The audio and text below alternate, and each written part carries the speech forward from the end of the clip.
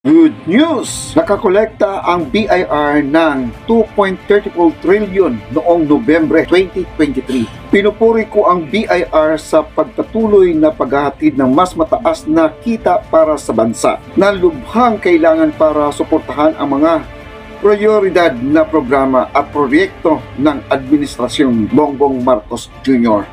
Marami pa tayong dapat gawin sa 2024. Kaya naman, hinihimo ko ang ahensya na huwag lamang matugunan kundi lampasan pa ang mga target ng mga koleksyon nito ngayong taon at higit pa.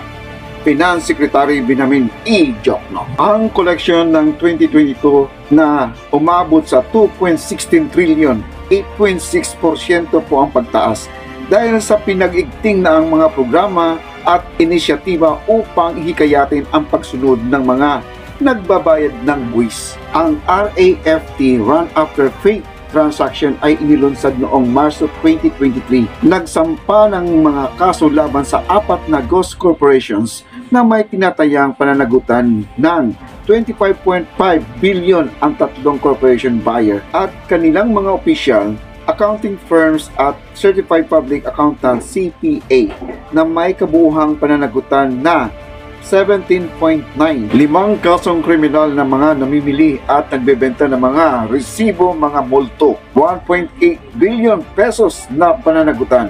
Nationwide enforcement operations sa ipinagbabawal na kalakalan ng sigarilyo vape at iba pang mga accessible ng mga artikulo. Gayon din sa mga matatamis na inumin at pabango at toilet water na nagdudulot din ng pagtaas ng koleksyon ng buwis. RATE, Run After Tax Evaders na programa. 221 kaso bago ang DOJ na may tinatayang 13.24 billion mula noong Enero hanggang November 2023. 38 na po na kaso ang tinatayang pananagutan sa buwis ng 5.06 billion na inihain sa Court of Tax Appeals CTA. Nakakolekta ang BIR ng 410.94 million, nagbigay ng 186 na utos na pagsasara para